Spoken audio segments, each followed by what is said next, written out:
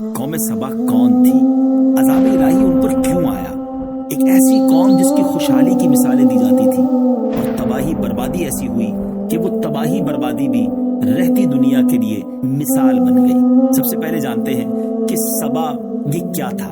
سبا عرب کا ایک قبیلہ ہے جو اپنے موری سے اعلیٰ سبا بن یشجب بن یعرب بن قحطان کے نام سے مشہور ہے۔ یعنی سبا ایک مرد کا نام تھا اور اس کی وجہ سے اس کی قوم سبا کہلائی۔ اس قوم کی بستی یمن میں، اس کا مطلب یہ قوم رہتی تھی شہر صنعاء سے 6 میل کی دوری پر۔ اس آبادی کی ایک کمال کی بات آپ کو بتاؤں، دنیا میں بڑا لوگ چاہتے ہیں کہ ایسی جگہ جائیں جو پرفضا مقام ہو، جہاں پر مچھر وغیرہ نہ ہو، مکھیاں نہ ہو، آب و ہوا فریش ہو، گرد و غبار نہ ہو، پولیوشن نہ ہو۔ سبحان اللہ، یہ قوم ایسی تھی کہ اس کی آبادی کی آب و ہوا اور زمین اتنی صاف تھی، اس قدر لطیف و پاکیزہ تھی کہ نہ اس میں مچھر، نہ مکھی، نہ پسو، نہ کھٹمل، نہ بچھو، یعنی اس طرح کے حشرات الارض بھی نہیں تھے۔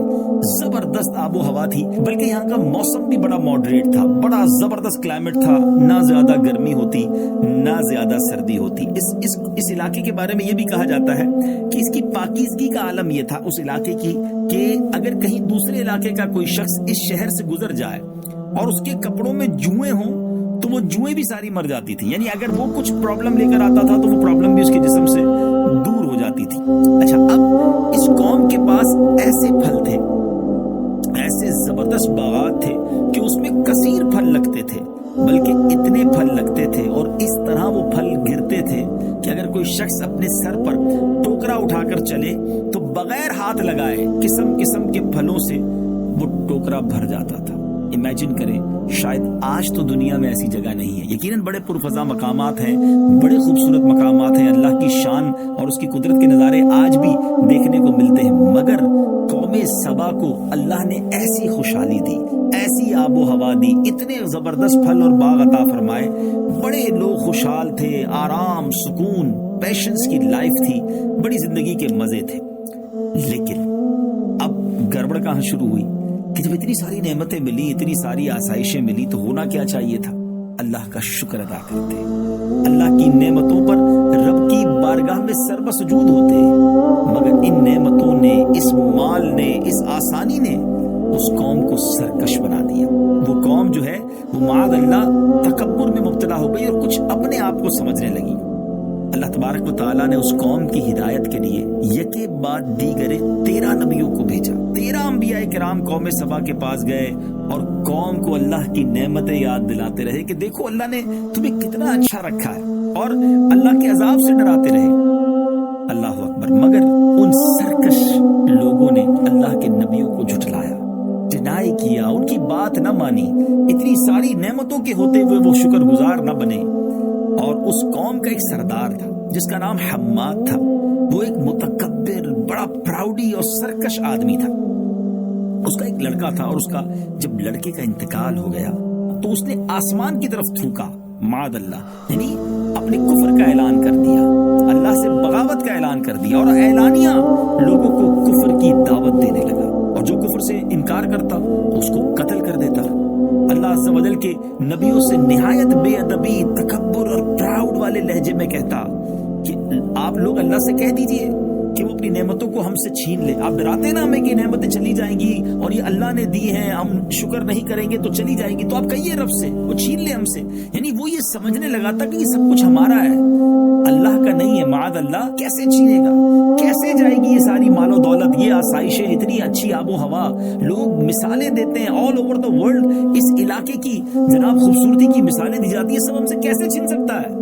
اب جب اس حماد نے اس طرح تکبرانہ لہجے میں، عصیان سے بھرپور لہجے میں جب یہ کہا اور اس کا عصیان، طغیان بہت بڑھ گیا، نافرمانی بہت بڑھ گئی، تو اللہ تعالیٰ نے اس قوم پر بڑا عجیب عذاب بھیجا، اس قوم پر سیلاب آیا۔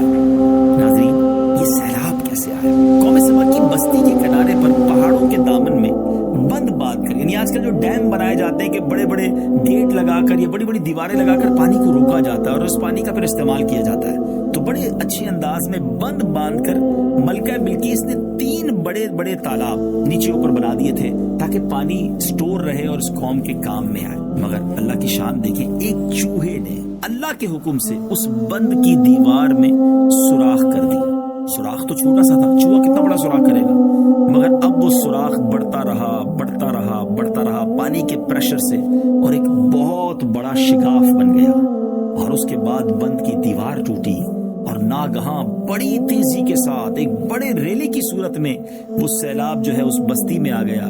لوگ سکون سے گھروں میں بیٹھے تھے، چین کی بانسری بجا رہے تھے، کوئی ٹینشن نہیں تھی کہ اچانک ایسا سیلاب آیا کہ اس کے دھاروں نے اس بستی کو غارت کر دیا، ہر طرف بربادی اور ویرانی کا دور دورہ ہو گیا۔ جب یہ سیلاب آیا تو ساری مال و دولت، سارے باغات، سب کے سب اس میں غرق ہو گئے۔ اتنا زبردست سیلاب تھا کہ پوری بستی ریت کے تودے میں دفن ہو گئی۔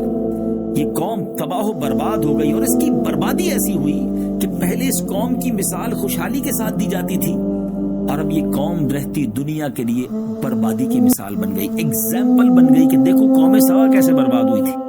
پھر ہوا کیا؟ عمدہ اور لذیذ پھلوں کے جو باغات تھے ان کی جگہ جھاؤ اور جنگلی بیروں کے خاردار اور خوفناک جنگل اگ گئے، اور یہ قوم عمدہ اور لذیذ پھلوں کو ترس گئی۔ اللہ اکبر۔ اس قوم کے بارے میں آتا ہے کہ ان کے خوبصورت باغوں کو ایسے 2 باغوں میں بدل دیا گیا جو کڑوے اور انتہائی بد مزہ پھل والے تھے۔ اس میں جو لوگ یعنی ان پھلوں کو کھا بھی نہیں سکتے تھے، ترس گئے کہ وہ قوم جس کے درخت پھلوں سے لدے رہتے تھے لذیذ، اب وہ کڑوے پھلوں والے درخت اور باغات بن چکے تھے۔ اس واقعے کے بارے میں علامہ احمد ساوی علیہ رحمۃ اللہ تعالی علیہ فرماتے ہیں کہ اس واقعے کو بیان کرنے سے مقصود پیارے آقا علیہ الصلوۃ والسلام کی امت کو نصیحت کرنا، وہ ان کے انجام سے عبرت حاصل کریں، اور اللہ تعالیٰ نے انہیں جو نعمتیں عطا کی ہیں ان پر اللہ تعالیٰ کا شکر ادا کریں، اور اگر وہ ایسا نہ کریں گے تو انہیں بھی ایسے حالات کا سامنا کرنا پڑ سکتا ہے۔ ناظرین غور کریں، آج آئے دن زلزلے، آج آئے دن سیلاب، کہیں طوفان، کہیں سونامی، کہیں آندھی۔ اب غور کریں یہ سب کچھ کیوں ہو رہا ہے؟ کہیں ایسا تو نہیں کہ ہم بھی اللہ کی ناشکری کر رہے ہیں، ہم بھی اللہ کی نعمتوں کا شکر ادا نہیں کر رہے؟